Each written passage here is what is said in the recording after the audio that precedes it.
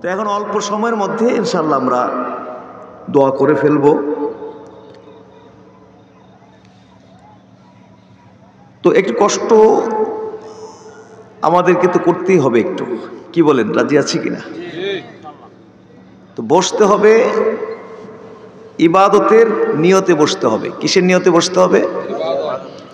ওয়াজ নসিহত আমরা যতক্ষণ শুনেছি বা শুনবো, ইবাদতের নিয়তে বসবো এবং শুনবো। কোনো স্বাদ গ্রহণ করার জন্য নয়, কোনো মজা লাভ করার উদ্দেশ্য নয়, একটু টেস্ট আস্বাদন করার উদ্দেশ্যে নয়। ওয়াজ নসিহতে আমাদেরকে বসতে হবে, ইবাদতের নিয়তে বসতে হবে। কিসের নিয়তে বসতে হবে? ইবাদতের নিয়তে। ইবাদত এটা ব্যাপক। যদি আমরা ইবাদতকে সংকীর্ণ করে ফেলি অল্প কয়েকটি আমলের মধ্যে, নামাজ, রোজা, হজ, যাকাত, তার সাথে হয়তো অল্প কিছু আমল, এর মধ্যেই আমরা ইবাদতকে সংকীর্ণ করে ফেলি, ইবাদতকে সীমাবদ্ধ করে ফেলি।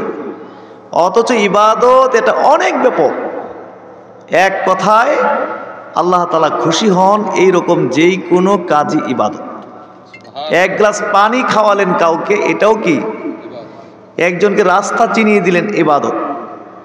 কথা বলছেন একটু মুচকি হাসির সাথে, চেহারাটাকে কড়া করে না, চোখগুলোকে কড়া করে নয়, একটু ইজি চেহারা নিয়ে, একটু হাস্যোজ্জ্বল চেহারা নিয়ে, একটু মুচকি হাসির সাথে কথা বলছেন।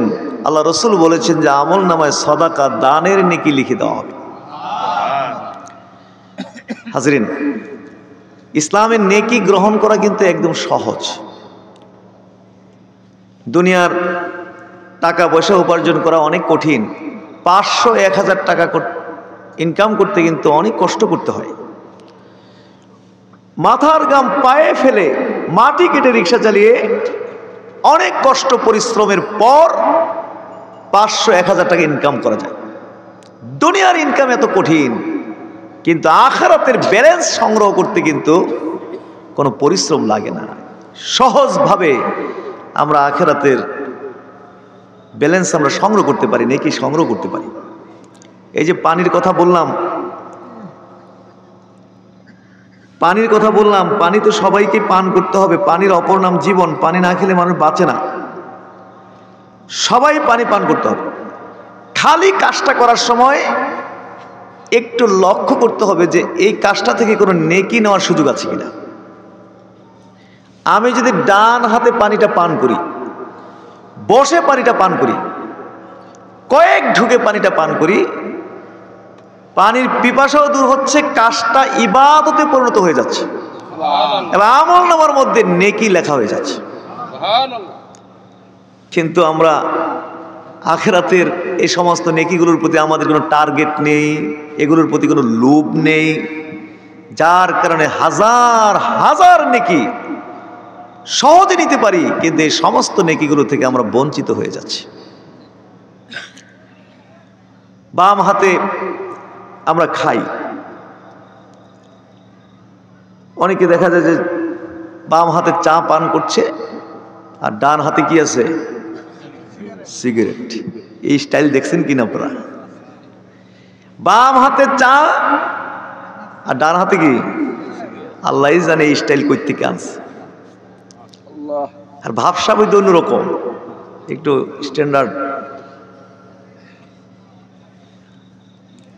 অথচ এইখান থেকে তিনি কিন্তু নেকি নিতে পারতেন। ডান হাতে পানিটা পান করলে, বসে পানিটা পান করলে, কয়েক ঢোকে পানি পান করলে নেকি নিতে পারতেন, কিন্তু নেকি না নিয়ে তিনি তার আমল নামার মধ্যে গুনাহ সংগ্রহ করছে। বাম হাতে কিছু খাওয়া হারাম। জোরে কোন বাম হাতে কিছু খাওয়া কি হারাম?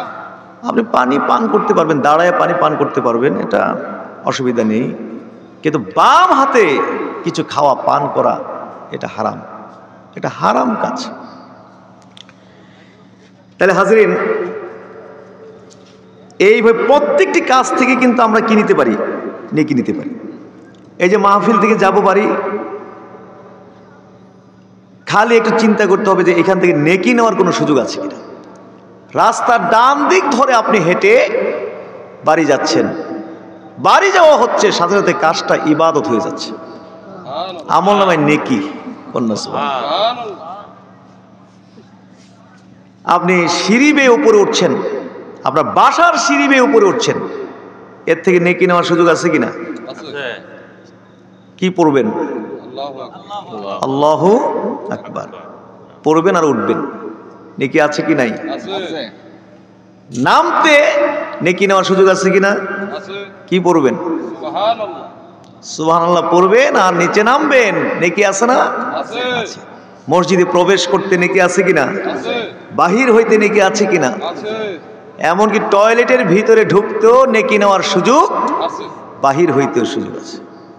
এমন কোনো কাজ নাই যেটা থেকে আমরা নেকি নেওয়ার সুযোগ নেই, কিন্তু এইগুলোর প্রতি কোনো লোভ নেই, কোনো আগ্রহ নেই, যার কারণে হাজার হাজার নেকি থেকে আমরা ইজিভাবে, একদম ইজিভাবে বঞ্চিত হয়ে যাচ্ছি। ফলে 70-80 বছরের লম্বা হায়াতের মধ্যে দেখা যায় যে আমরা ছোট একটা নেকির পোটলা নিয়ে কবরে রওনা করছি। আর যদি টার্গেট থাকতো এই সমস্ত নেকিগুলো যে আমি একটি সুযোগ হাতছাড়া করব না, একটা চান্স আমি হাতছাড়া করব না, জীবনের প্রতিটি কাজকর্ম থেকে যত সুযোগ রয়েছে নেকি গ্রহণ করার সবগুলো নেকি আমি চান্স আমি গ্রহণ করব, তাইলে দেখা যেত যে 70-80 বছরের হায়াতে এক একজন বড় বড় নেকির পাহাড় নিয়ে কবরে রওনা করছে। তাহলে হাজির আমরা একটু টার্গেট করে চলবো, রাজি আছি না সবাই? বলুন আমিন। তাহলে আজকে আমরা এখানে একটু যতক্ষণই বসবো ইবাদতের নিয়তে আমরা বসবো। জোরে কোন কিসের নিয়তে? ইবাদতের নিয়তে আমরা বসবো। ইবাদতের নিয়তে আমরা ওয়াজ নসিহত গুলো শুনবো। ইনশাআল্লাহ আমাদের অনেক ব্যবসা হয়েছে আজকে, আরো যতক্ষণ বসবো ততক্ষণ আমরা ব্যবসা করব। কি পরিমাণ ব্যবসা হবে আজকে, এটা মাটির উপরে টের পাওয়া যাবে না, মাটির নিচে গিয়ে টের পাওয়া যাবে যে কি পরিমাণ ব্যবসা যে আজকে আমরা করছি। বলেন না হাজিরিন, আজকে আসলে মানুষ ওয়াজ নসিহত শুনতে চায় না, মানুষ ওয়াজ নসিহত থেকে বিমুখ। ফেসবুক, ইউটিউব এইগুলো দিয়ে মানুষ এখন দিন শিখবে, মাহফিলে বসতে রাজি না। অথচ এইভাবে বসার মধ্যে নেকি আছে না, এটা তো সুন্নত তরিকা। মানুষ এখন হাইটটা হাইটে দিন শিখে কাজ করতেছে, দিন শিখতেছে, আর 2 মিনিট 3 মিনিটের কাটা কাটা বক্তব্য, আগা কই গোড়া কই, এই বিভ্রান্ত হইতেছে। প্রকৃতপক্ষে এইটাই হলো সুন্নত। আল্লাহ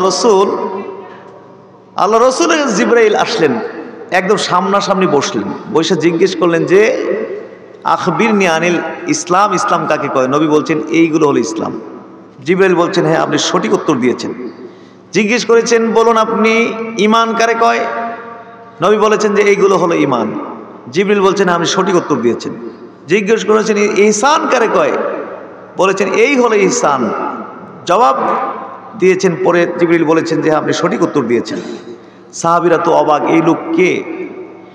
একদম নবীর সাথে সামনাসামনি লেগে বসে নবীকে প্রশ্ন করে নবী উত্তর দিলে পরে উনি আবার বলে যে হ্যাঁ আপনি সঠিক উত্তর দিয়েছেন। এত বড় সাহস এই লোককে! চলে গেলেন। আল্লাহ রসুল জিজ্ঞেস করলেন তোমরা কি চিনো এই লোকটাকে? কেমনে চিনো? আমরা তো জীবনও দেখিনি এই লোকটাকে, আমাদের এলাকার হলে চিনতাম, জীবনও দেখিনি এই লোক। কে এই লোক? আমরা চিনি না। এত সাহস আপনাকে প্রশ্ন করে উত্তর দেন, উনি বলেন যে আপনি সঠিক উত্তর দিয়েছেন। বা দূর থেকে আসলেও তো একটা সফরের চিহ্ন থাকতো, চুলগুলো এলোমেলো থাকতো, কাপড় ময়লা ভাঁজ ভাঙ্গা থাকতো, এরও মতো কিছু নেই, একদম পরিপাটি স্মার্ট, চুল ভাঁজ করে আছড়ানো। চিনি না আল্লাহ রসুল। আল্লাহ রসুল কয় কেমনে চিনবা? তিনি তো হইল জিবরাইল। তিনি তোমাদেরকে দিন শিখানোর জন্য আসছেন। জোরে করুন। তাহলে দিন শিখার সুন্নত তরিকা হইল এইভাবে। যদি স্টেজ না হইতো, চেয়ার না হইতো, আপনাদের সামনে যদি বসে থেকে পারতাম, তাহলে এইটা হইতো আরো বেশি সুন্নত। কন্যা সুবহানাল্লাহ। এবং এটার মধ্যে আলাদা রহমত বরকত আছে না নাই?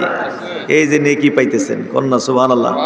হাইটটা হাইটটা ওই ইউটিউব দিয়ে, ফেসবুক দিয়া 1 মিনিট 2 মিনিটে কাটা কাটা বক্তব্য, বিনোদন মার্কা ওয়াজ, এগুলো হ্যাঁ দিলে কি এই যে বসার নেকি, এটা কি আমরা পাইতাম?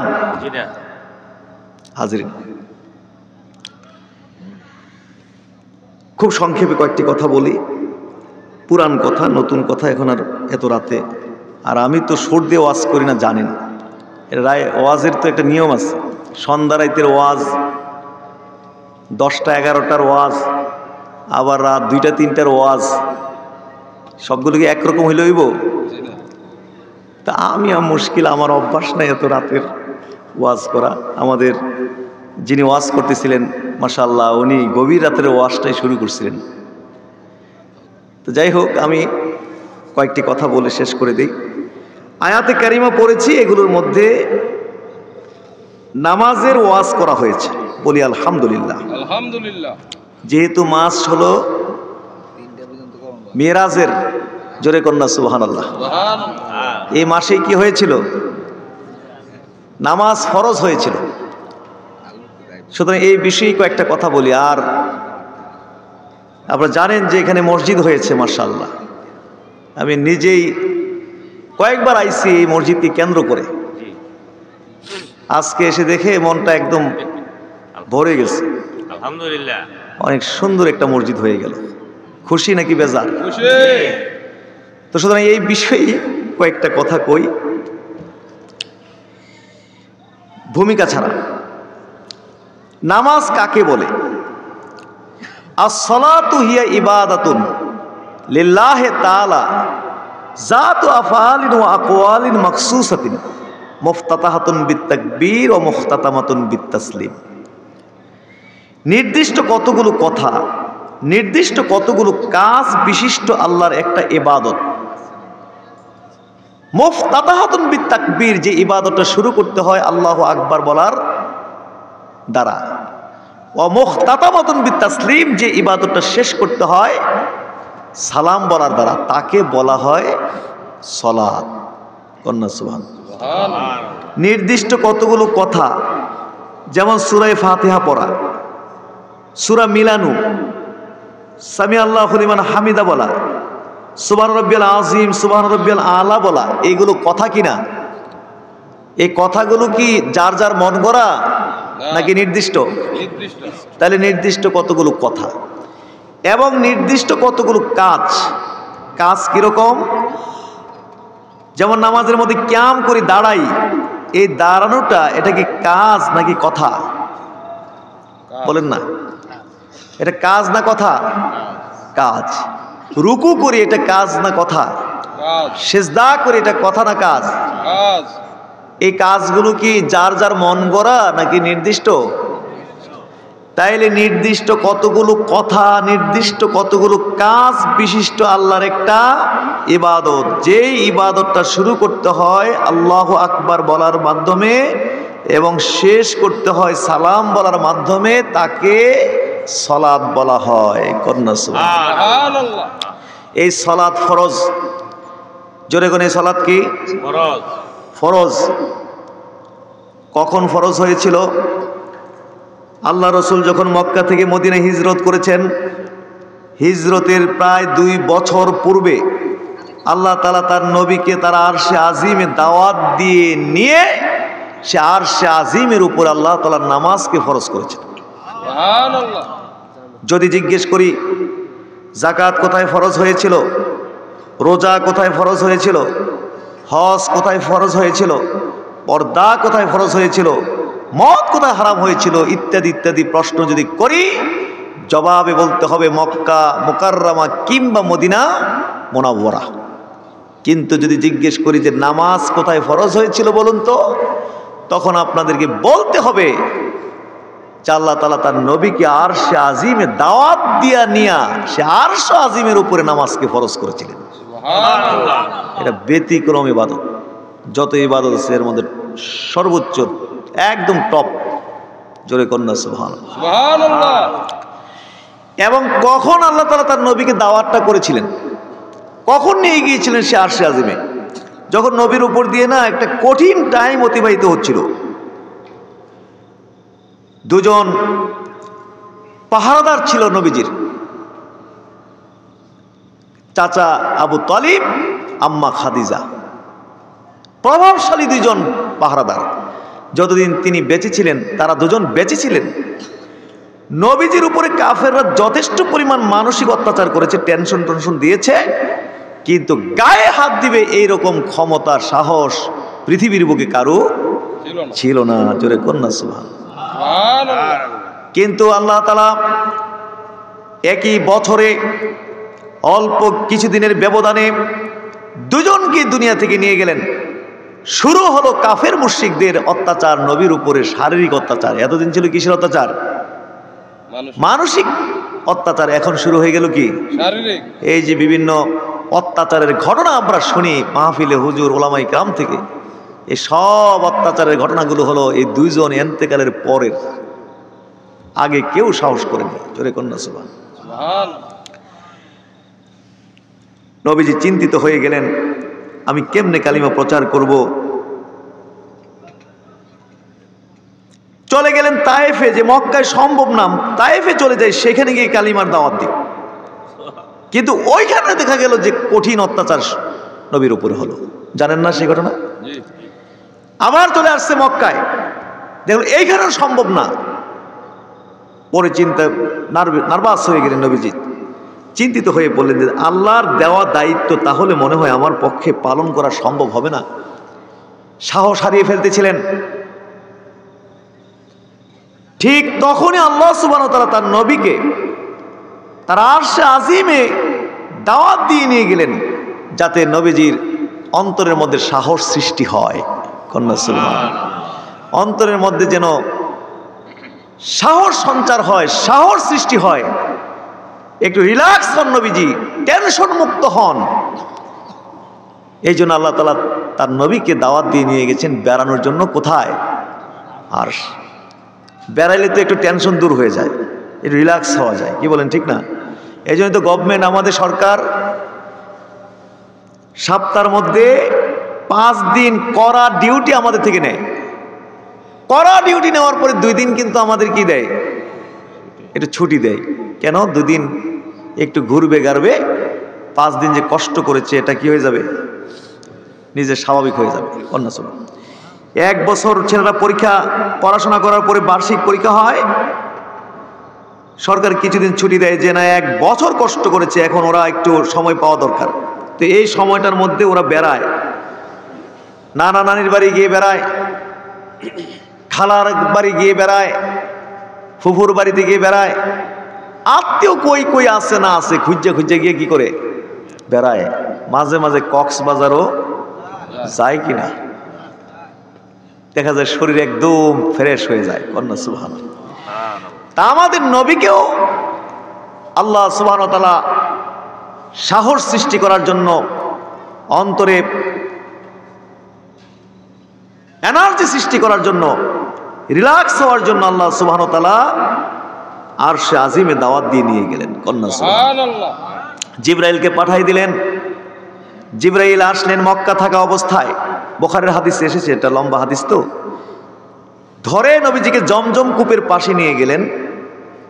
সেখানে নিয়ে ফারাজা সদরি, নবী বলছেন ওখানে নেওয়ার পরে আমার বক্ষ চিরে ফেললো। কন্যা সুবহানাল্লাহ।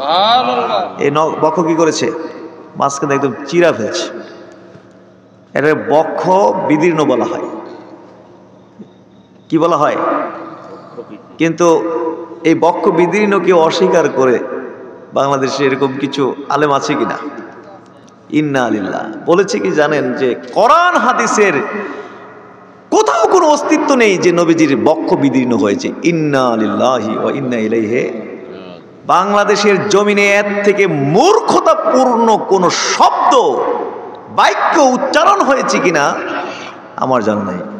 এত স্পষ্ট বুখারীতে, এতে বোঝা গেল যে বড় আলেম না, হয়তো বলার ক্যাপাসিটি ভালো আছে, বা ওয়াজের জন্য, বক্তৃতা দেওয়ার জন্য যা কিছু লাগে, একটু আয়াতে কারিমা লাগে, তার অর্থ জানতে হয়, বা টুকটাক কিছু হাদিস, আর বলার ক্যাপাসিটি। কারণ অনেক বড় আলেম বলতে পারে না, আবার একদম সাধারণ মানুষ ঘন্টার পরে ঘন্টা কি কথা বলতে পারে। তো এই কথার দ্বারা বোঝা গেল যে এত সিম্পল একটা জিনিসকে যদি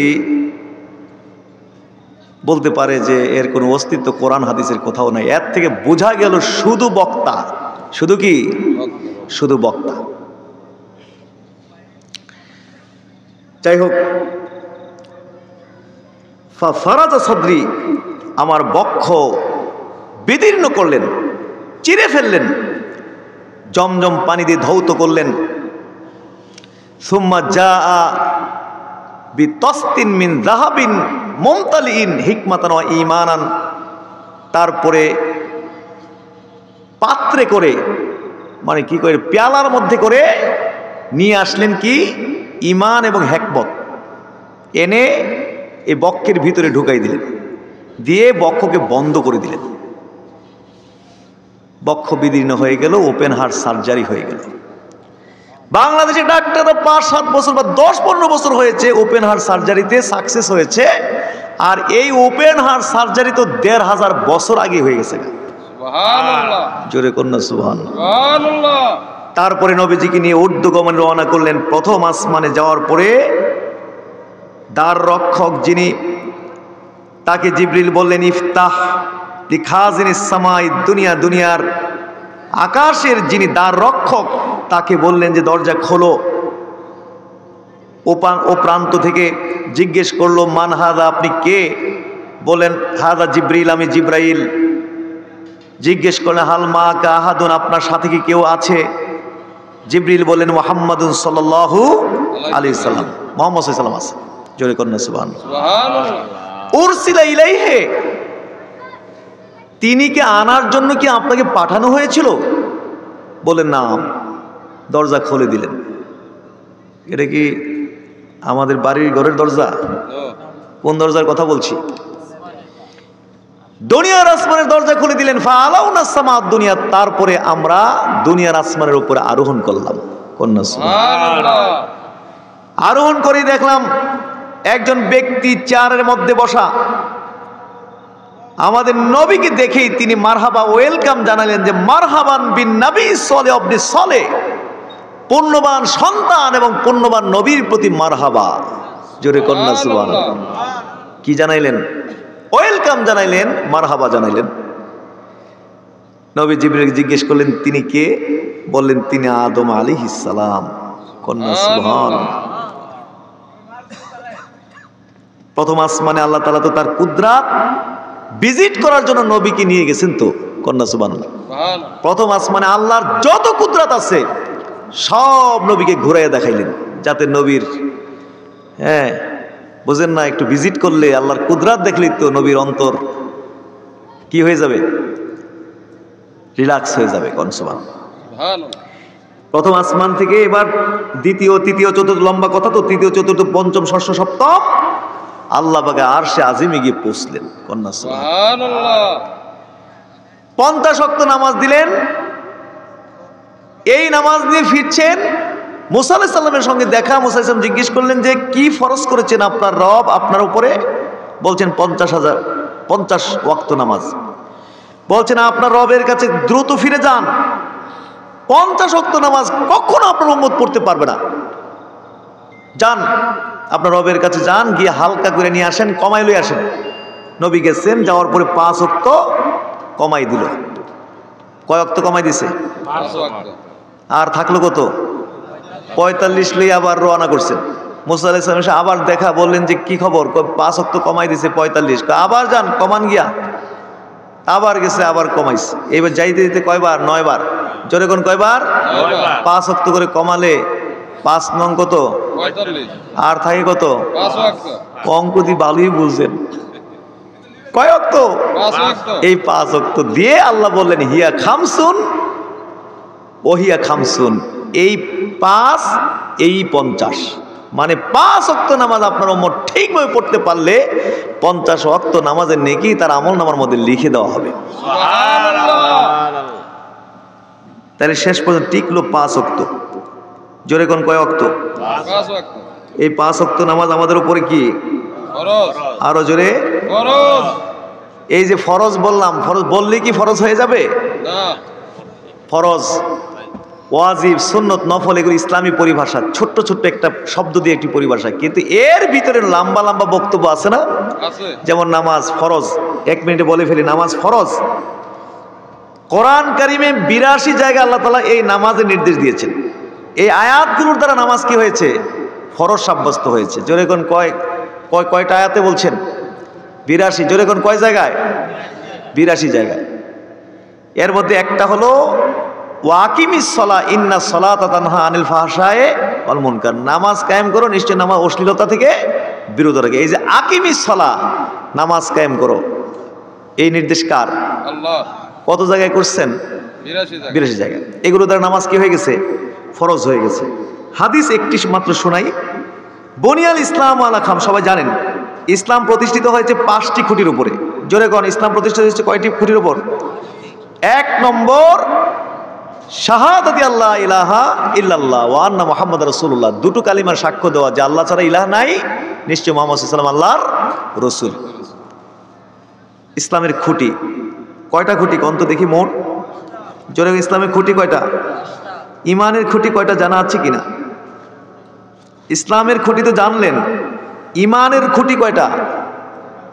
সমস্ত ইবাদতেরই তো খুঁটি আছে। নামাজের খুঁটি আছে না? রোজার খুঁটি আছে কিনা? হজের খুঁটি আছে কিনা?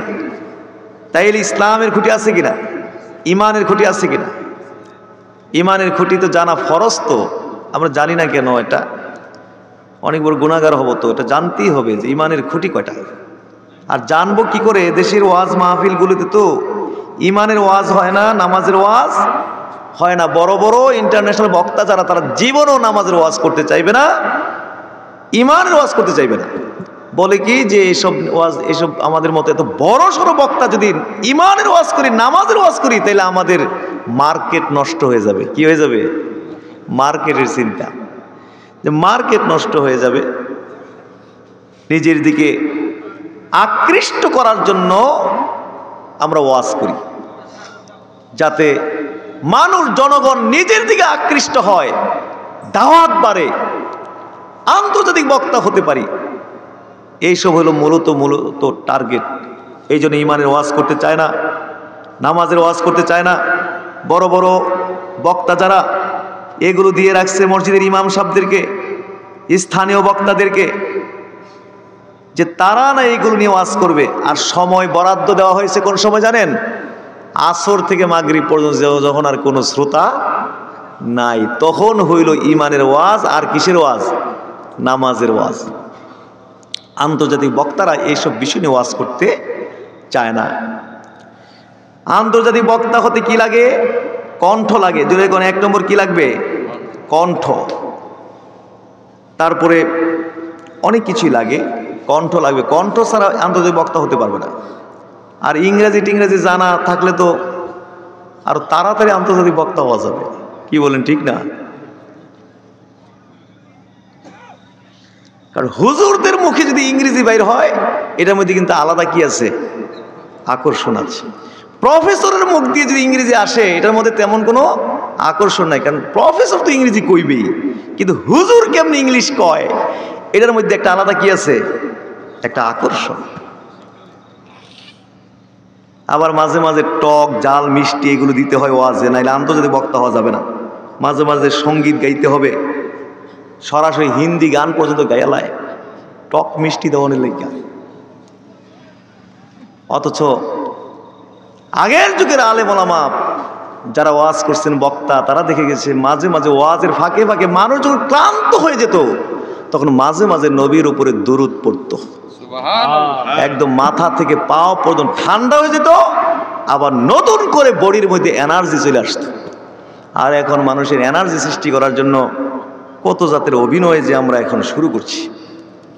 গান, হিন্দি গান, ওই যে কি গানাদারা যে গান বানাইছে, গায়, এই গান পর্যন্ত সব মুখস্থ করে লেছে।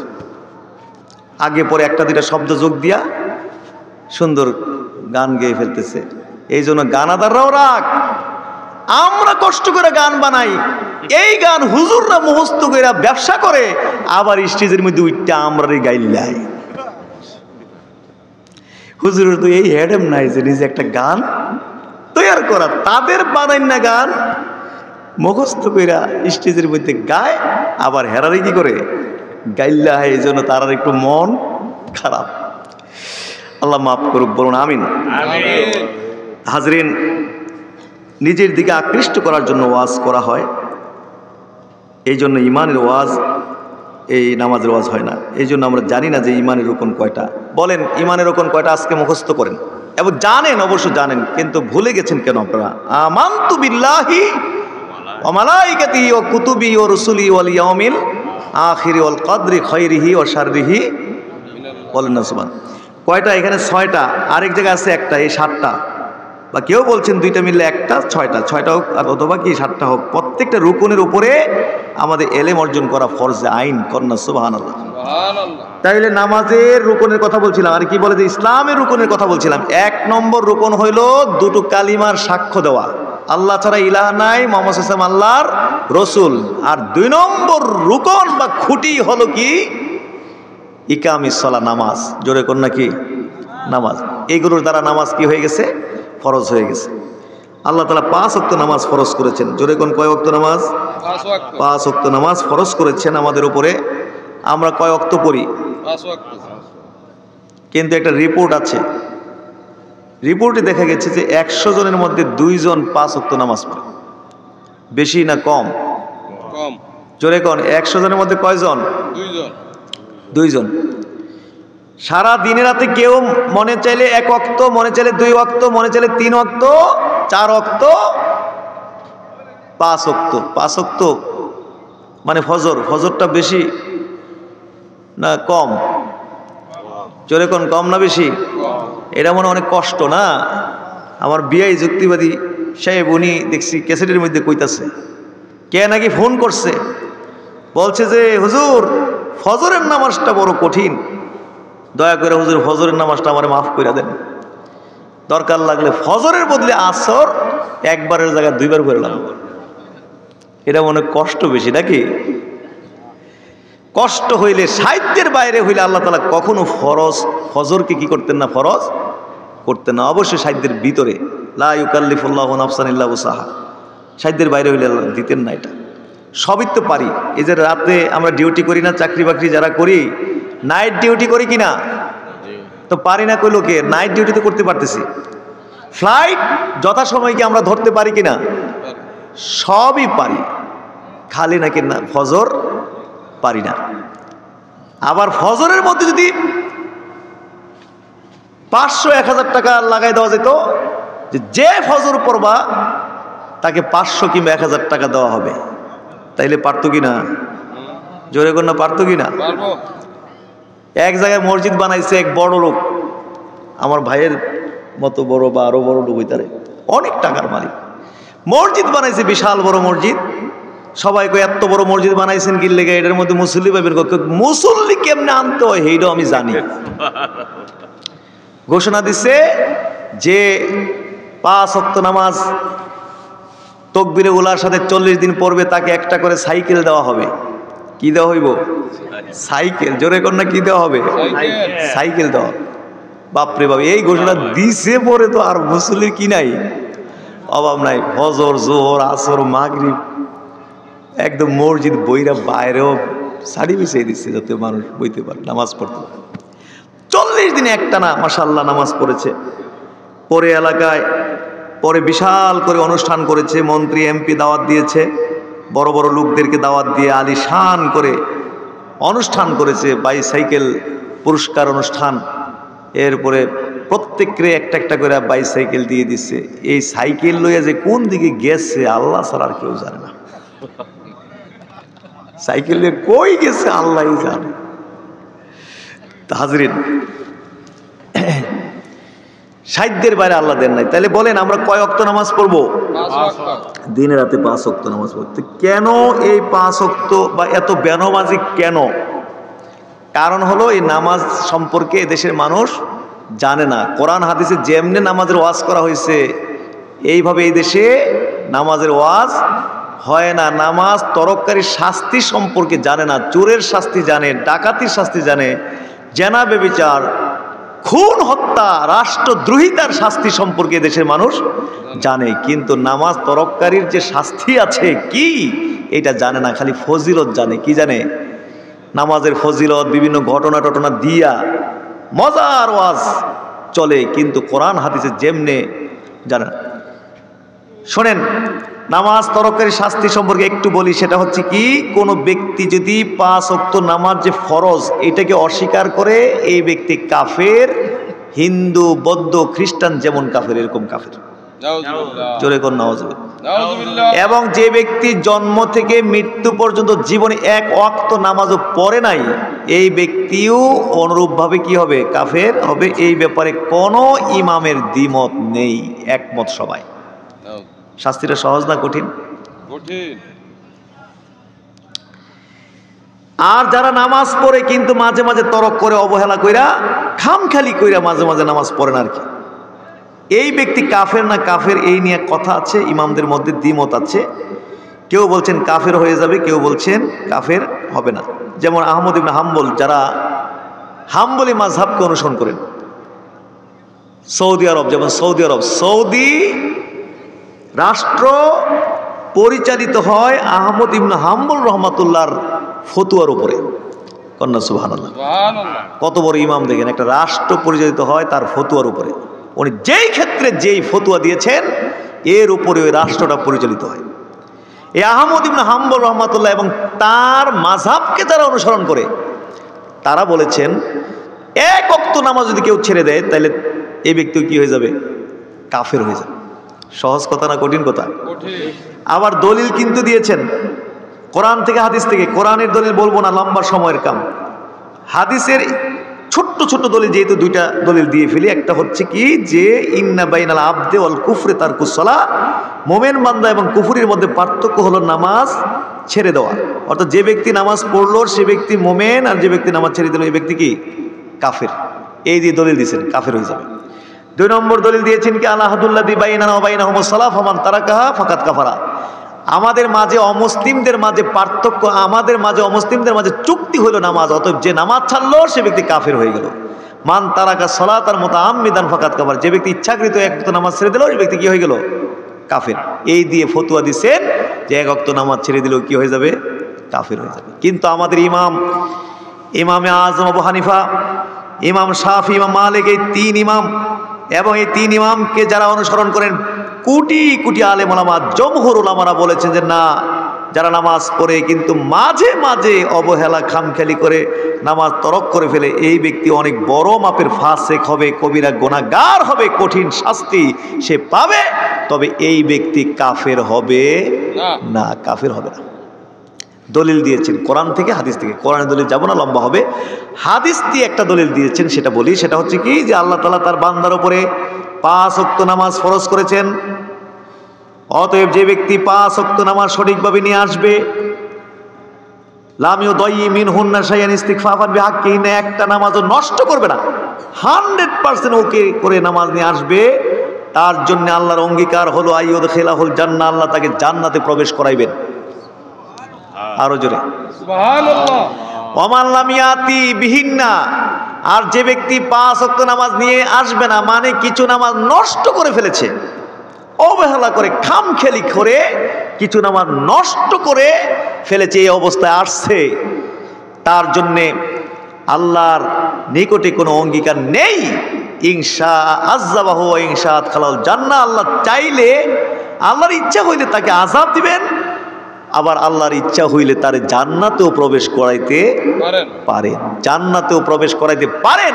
এই কথার দ্বারা ইমামে আজম আবু হানিফা দলিল দিয়েছেন যে কাফের হবে না। যদি কাফেরই হয়ে যেত, নবী এই কথাটা বলতেন না যে আল্লাহ ইচ্ছা করলে তারে জান্নাতেও প্রবেশ করাইতে পারেন, কারণ কাফের তো কোনো সময়ই জান্নাতে প্রবেশ করতে পারবে না। তো যাই হোক, এটা হলো ইমামদের কাজ।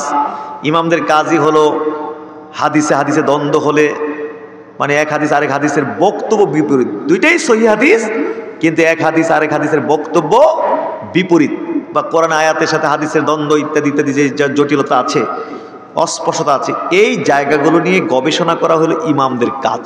কন্যা সুবহানাল্লাহ। গবেষণা করে, চেষ্টা প্রচেষ্টা করে সত্যটাকে ওইখান থেকে বাইরে করে নিয়ে আসবে। এনে জাতির কাছে গবেষণাটা রেখে যাবে, যাতে করে কিয়ামত পর্যন্ত এই জাতি তাদের এই গবেষণা দিয়ে উপকার লাভ করতে পারে। এবং এই গবেষণা করতে গিয়ে যদি কোনো ইমাম ভুল করে ফেলে, তার ফজিলত দেখেন, ইমামদের ফজিলত কি। যদি এই গবেষণা করতে গিয়ে কোনো ইমাম ভুলও করে ফেলে, মানে সঠিক সিদ্ধান্তে যাইতে না পারে, তবু তার লস নাই, তাকে একটা পুরস্কার দেওয়া হবে, কারণ সে তো কষ্ট করেছে, চেষ্টা করেছে, প্রচেষ্টা করেছে, কিন্তু ব্যর্থ হয়েছে সঠিক জায়গায় যাইতে। এই যে চেষ্টা প্রচেষ্টা করলো, এই জন্য পুরস্কার আছে, একটা পুরস্কার আছে, কন্যা সুবহানাল্লাহ।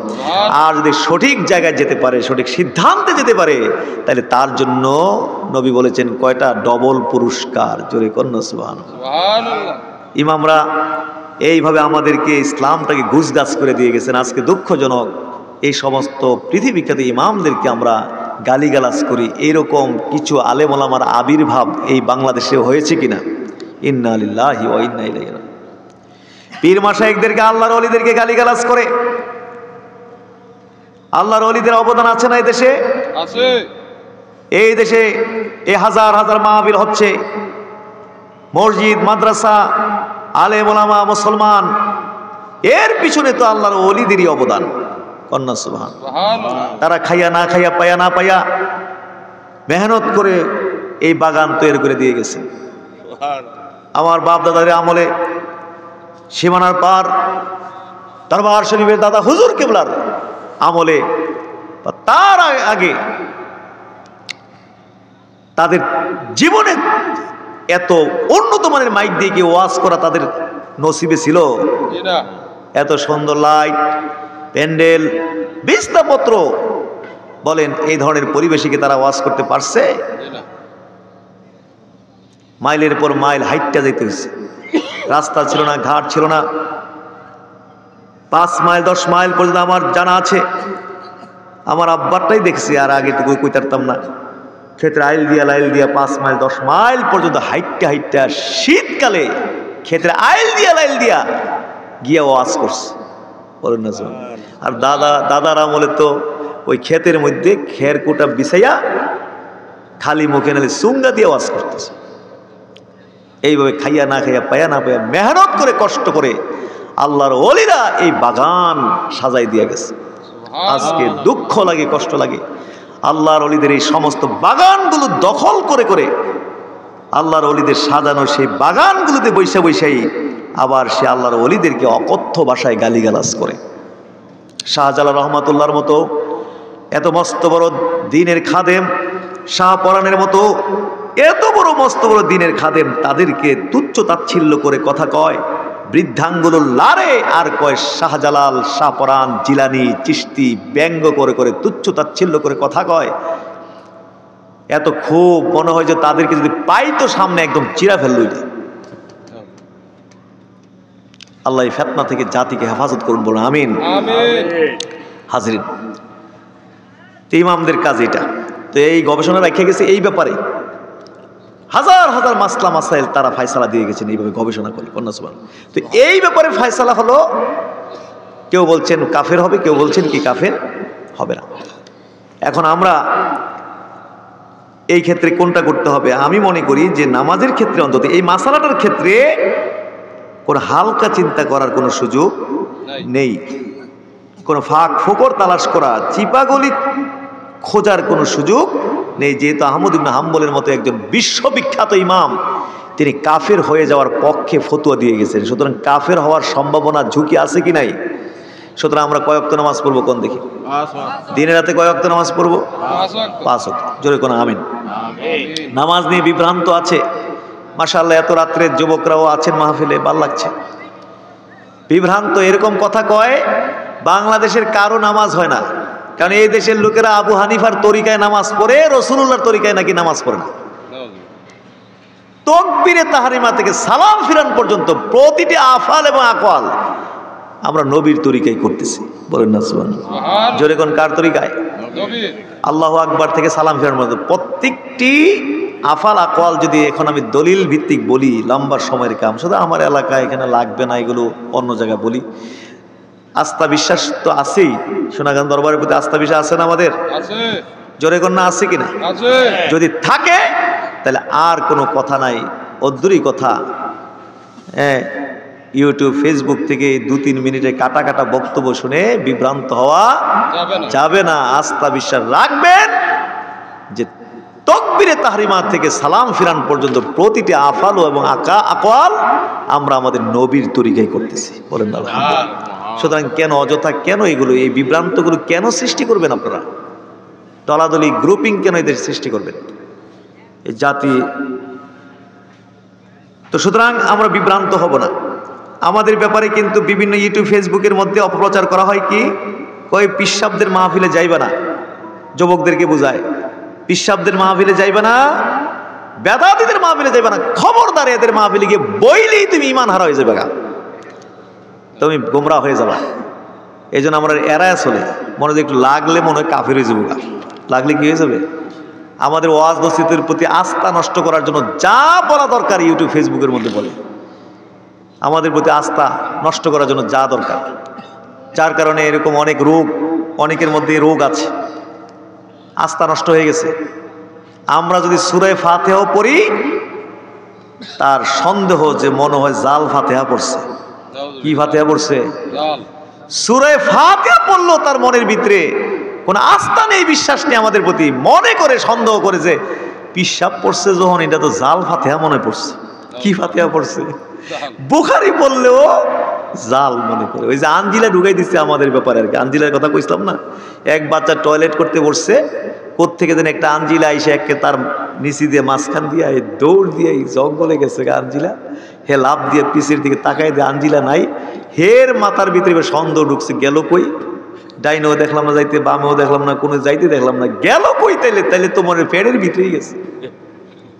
এখন তো চিল্লা চিল্লি, কেমন চিল্লা, বাপ মা দৌড়াইছে, ব্যাপার কি, আঞ্জিলা ঢুকছে। আরে আঞ্জিলা ঢুকে কেমনে? না আমি নাইলে গেছে কই, আমি দেখছি এটা গেছে, আঞ্জিলা ঢুকছে। পরে ডাক্তারের কাছে লইয়া গেছে, ডাক্তার তার ভাবসাব দেখিয়া বুঝছে যে আসলে তো এর পেটে ঢুকে না আঞ্জিলা, মূলত ঢুকছে মনের ভিতরে। কোথায় ঢুকছে? ঔষধপত্র দিয়ে আঞ্জিলা বাইর করা যাবে না, কৌশল শিখাই দিয়েছে, কাজ করবে না, একটা আঞ্জিলা ধরে রেখে দিবেন, হে যদি আবার টয়লেট করতে বসে বরাবর করে চুপ করে ছাইরা দিবেন, দৌড় দিয়ে যদি নিচে দিয়ে গিয়া জায়গা আর হে যে খালি কোন রকম দেখে যে আঞ্জিলাটা যাইতেছে গা, তখন বুঝবে আর এই মাত্র পেটের ভিতর থেকে আঞ্জিলা কি হয়েছে। তা আমাদের ব্যাপারে বাংলার হাজার হাজার যুবকদের মাথার ভিতরে আঞ্জিলা ঢুকাই দিছে। আমরা ফাতিহা শরীফ পড়লেও, কোরআনে কারীম থেকে ফাতিহা পড়লেও এদের আস্থা বিশ্বাসে এত ঘাটতি, এরা মনে করে যে আমরা জাল ফাতিহা পড়ছি। বুখারী পড়লেও মনে করে জাল। এই যে সন্দেহ রোগ, এটা কিন্তু ক্যান্সারের চাইতে আরো কি মারাত্মক। এই যে সন্দেহ রোগ আছে না, দেখবেন ওযু করতে গেলে 3 বার ধুইতে হয় হাত, কিন্তু ধুইতেছে অন্তত 50 বার। হাতের পশম পর্যন্ত মজাই লাগছে মরাইতে মরাইতে। এরপরে এই হাত, তারপরে দাড়ির মধ্যে পানি দিতে দিতে, খাদ্যতে পানির মধ্যে কাপড় চোপড় ভিজাইয়া গোসল করে লাইছে, কিন্তু হে দেখতেছে এখনো ভিজে নাই, এখনো কি ভিজে নাই। এরকম সন্দেহ রোগী আছে নাকি? জোরে কর হাজরিন। তো এই হলো অবস্থা। তো এইরকম সন্দেহ, অথচ ইসলাম কি এত কঠিন নাকি? কঠিন না। কেউ যদি এখানে হাত বাঁধতে পারে, মনে করে বাপরে বা আমি একটা কিছু হয়ে গেছি, এর টুকটাক বিষয়, এগুলো নিয়ে অযথা এটা একতলাফি বিষয়। ইমামদের আছে, তাদের বিষয় প্রত্যেকের পক্ষে দলিল আছে, এমনভাবে বলে যে সব বাতিল। ওই যে আমার দোকানে একমাত্র খাঁটি মাল আছে আর সব 2 নম্বর, এই কথা না বললে তো আমার দোকানে কাস্টমার আইব। এই কাস্টমার সংগ্রহ করার জন্য তারা আজকে এই কৌশলগুলো নিচ্ছে। আর অমুকরে বলতেছে এরা বেদাতি, অমুকে ভণ্ড, অমুকে এই, অমুকে সেই, একমাত্র আমরা আছি সহি মানহাজের উপরে, সহি আকীদার উপরে, এসব বলে বলে মানুষকে বিভ্রান্ত। যাই হোক, আমার এই মুরাদনগরবাসীকে আমি বলবো, আল্লাহর শুকরিয়া, সোনাকান্দা দরবার মুরাদনগর না হয়ে অন্য কোনো জেলা উপজেলা হতে পারত। আল্লাহ তাআলা মুরাদনগরে কবুল করছেন, এতে কি আমরা খুশি নাকি বেজার? জোরে বলুন, খুশি না বেজার? সুতরাং আমার মুরাদনগরবাসীকে বলবো, আমার এলাকাবাসীকে বলবো, এই সমস্ত আজে বাজে অপ্রয়োজনীয়, দরকার নেই, প্রয়োজনীয় এই সমস্ত বিষয়ে আমাদের বিভ্রান্ত হওয়ার কোনো কারণ এখানে নেই। সকলে সতর্ক থাকবো। আল্লাহ আমাদের তৌফিক দিন, বলুন আমিন। তাইলে আমরা কয় ওয়াক্ত নামাজ পড়বো? 5 ওয়াক্ত নামাজের পরে ওজিফা আদায় করব। ওজিফা আদায় করি আমরা, আয়াতুল কুরসি পড়ি 5 ওয়াক্ত নামাজের পরে, জানি আমরা সূরা হাশরের আখিরি 3 আয়াত, তারপরে কি আল্লাহুম্মা আজিরনি মিনান নার রাদিতু বিল্লাহি রাব্বা বিসমিল্লাহিল্লাযী লা ইয়াদুররু সাইয়্যিদুল ইস্তিগফার। এই যে ওজিফাগুলো, এগুলো তো মেডিসিন, তো এগুলোর মধ্যে কন্যা সুবহানাল্লাহ, এগুলো মেডিসিন। শত্রু থেকে বাঁচার জন্যে, দুষ্ট জিনের দুষ্টামি থেকে বাঁচার জন্য এটির মধ্যে মেডিসিন আছে। কত জাতের মেডিসিন যে দেওয়া আছে এটার মধ্যে কন্যা সুবহানাল্লাহ, কিন্তু এগুলো আমরা পালন করি না, জন্য অনেক সমস্যায় আমরা ভুগতেছি এই মেডিসিনগুলো। তো এই ওজিফাগুলো আদায় করবেন, নিয়মিত আদায় আমরা করবো, বলুন আমিন। নামাজ পড়া নাকি নামাজ না পড়া? ওজিফা কি নামাজ পড়া নাকি নামাজ না পড়া? তো অনেক সময় আমাদের কাছে আসে মুরিদ হওয়ার পরে কয় হুজুর ওজিফা দেন, তো দিলাম ওজিফা। মাঝে মাঝে সন্দেহ হয় যে লোকের যে চেহারা সুরত, তোমার নামাজ পড়ে কিনা জিগাইলাম নামাজ পড়েননি। নামাজ পড়বো কোন সময় হুজুর? আমার আল্লাহ দিলে 7-8টা 8টা গরু, এই গরুর জন্য ঘাস কাটন লাগে, গোসল করান লাগে, গাই দোয়ান লাগে, বাজারে দুধ বেচনের নামাজের সময় আছে হুজুর আমার। আমি আয় হায় হায় রে, আমি তো বলে আপনার ওজিফা দিয়াল ইসলাম, আপনার ওজিফার কাম নাই, আমার ওজিফা আমার বিরুদ্ধে। নামাজ না বইরা বেড়াকে ওজিফা। নবীরে স্বপ্নে দেখতে কয় যে হুজুর একটু নবীরে স্বপ্ন দেখার ওজিফা শিখান, দোয়া। আমি নামাজ পড়ি না, নামাজ পড়ে না, কিন্তু নবীকে কি দেখবে? স্বপ্নে দেখবে। কি এরকম ওজিফা আদায় করি আমরা? 5 ওয়াক্ত নামাজ পড়ে আমরা ওজিফা একটা নিয়মের মধ্যে চলে আসেন না, একটা নিয়মের রুটিনের মধ্যে আমাদেরকে চলে আসতে হবে। এটাই তো পীর মুরিদি, কন্যা সুবহানাল্লাহ। নিজেকে একটা নিয়মের ফ্রেমে বন্দি করা, নিয়মের মধ্যে চলে আসা। নিয়ম ছাড়া আমাদের আওলা চক্কর, এইভাবে হবে না। ঠিক আছে, তাইলে আমরা আজকে অঙ্গীকার করব 5 ওয়াক্ত নামাজ পড়বো। মাশাআল্লাহ সুন্দর মসজিদ হয়েছে, এই মসজিদে 5 ওয়াক্ত জামাত হয়। সুতরাং আপনারা মসজিদে আসবেন এবং যার যার মহল্লায়, যার যার গ্রামে এলাকায় মসজিদ আছে, ইনশাআল্লাহ 5 ওয়াক্ত নামাজ আমরা ঠিকভাবে পড়বো। আল্লাহ তাআলা কবুল করুক, বলুন আমিন। এই কথা আল্লাহ তাআলা এই দরবারকে কবুল করুন, সোনাগানো দরবারকে সুন্নত তরিকার উপরে কায়েম রাখুন। সামনে 14-15 ফাল্গুন, কি বলে যেন 13-14 ফাল্গুন, 26-27 ফেব্রুয়ারি মাহফিলকে ইন্তজাম বিল খায়ের করুন, বলুন আমিন। আর পর্দার আড়ালে যারা আছেন তাদের জন্য একটা হাদিস আপনারা সবসময় শোনেন। এই হাদিসটা নবী বলেছেন যে মেয়ে লোক 4টা আমল করবে, মেয়ে লোকের জন্য জান্নাতের সব দরজা কি থাকবে? খোলা। 1 নম্বর 5 ওয়াক্ত নামাজ। এই যে 5 ওয়াক্ত নামাজের কথা বললাম, 5 ওয়াক্ত নামাজ। অনেক এলাকার মহিলারা ওয়াজ শোনে, আবার কিছু এলাকার মহিলারা ওয়াজ শোনে না। দিন তো সবাইকে শিখতে হবে, কি বলেন ঠিক না? দিন শিখতে হবে সবাইকে। ওই যে বানসারামপুর, ওই যে তিতাস, হোমনা, নরসিংদী, এইভাবে মিলে একটা হাজার হাজার মহিলারা ওয়াজ শোনে। আবার কিছু এলাকা আছে মহিলারা ওয়াজ নিয়ে কোনো ব্যস্ত না, এরা ফেসবুক আর ইউটিউব নিয়ে কি ব্যস্ত, দিন শিখতে রাজি না। তা আমি শুনেছি যে মাশাআল্লাহ বাড়ি ঘরে বসে অনেকে শুনছেন, এই জন্য বললাম 5 ওয়াক্ত নামাজ, রমজানের রোজাগুলো, ওয়াহাসরাত ফারজাহা পর্দা করা, ওয়া আতা যাওজাহা স্বামীকে আনুগত্য করা, এই 4টা আমল যে মেয়ে করবে, আল্লাহ রসুল বলছেন তার জন্য সব দরজা কি থাকবে? খোলা থাকবে। যেই দরজা দিয়ে ইচ্ছা স্বাধীন প্রবেশ করতে পারবে, কোনো বাধা দেওয়া হবে না। আর যুবকদের কথা হলো যে পড়াশোনা ঠিকভাবে করবেন। দিন দিন কিন্তু বেয়াদব হয়ে যাচ্ছে আমাদের প্রজন্ম, দিন দিন কি হয়ে যেতেছে? স্কুল, কলেজ, মাদ্রাসা, শিক্ষক, ওয়াজ অভাব নাই, কিন্তু দিন দিন কি হয়ে যেতেছে? বেয়াদব। পড়ালেখা কিচ্ছু নেই। আমরা তো মাগরিবের পূর্বেই ঘরে ঢুকতে হয়েছে, ওইসব মাথায় এগুলো ছিলই না যে মাগরিবের পরে আবার বাইরে থাকে কেমনি। মাগরিব আগে ঢুকতো। আমার তো বয়স বেশি না, আমার বয়সের কথাই কইছে। আর বাপ হতে ছিল বাগা বাপ, কন্যা সুবহানাল্লাহ, বাগা বাপ। আগের যুগে সব বাপই বাগা ছিল। আগে বাপ মারে সন্তানরা কি করছে? ভয় পাইছে। আর এখন সন্তানদেরকে বাপ মা কি করে?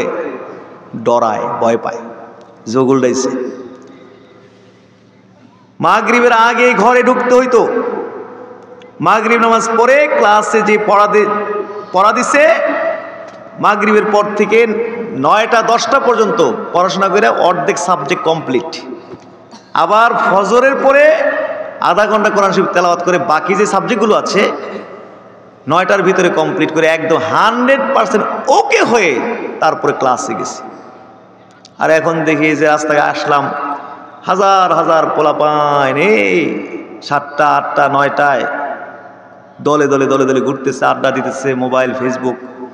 এই মোবাইল ফেসবুকের অবস্থা তো আরও করুন। দেখলাম যে ব্রিজের যে ওই যে যেদিকে আমার হাটে এই জায়গার মধ্যে 15 জন কাতার ধরে বইছে, বইয়া এই যে দেখতেছে আমি কি রে দল বাইন্দা কাতার ধরে মোনাজাত করে কি লেগা, মোনাজাত না হুজুর ফেসবুক ইউটিউব দেখে। যেই মনোযোগ দিয়ে দেখতেছে, যদি এই মনোযোগ দিয়ে দোয়া করতে পারতো তাহলে কোনো দোয়া আল্লাহ ফিরত দিত না। এত এত মনোযোগ।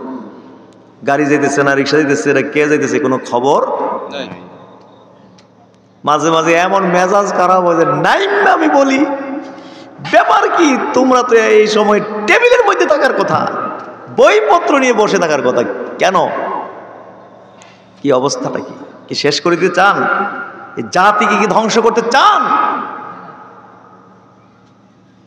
একটা নিয়মের মধ্যে চলে আসেন প্লিজ, একটা রুটিন তৈরি করেন, টেবিলের সামনে থাকবে আপনার রুটিনটা। যদি এই ছাত্র জীবন থেকে রুটিনের মধ্যে চলে নিজেকে অভ্যস্ত করতে পারেন, সারাটা জীবন আপনার জীবনটা গুছগাছ থাকবে, একটা রুটিনের মধ্যে থাকবে। কন্যা সুবহানাল্লাহ। আর যদি এখন এলোমেলো করে ফেলেন, আউলা চক্কর যা মন চায় তা, সারা জীবন এই এলোমেলো হয়ে যাবে, এলোমেলো চলতে হবে।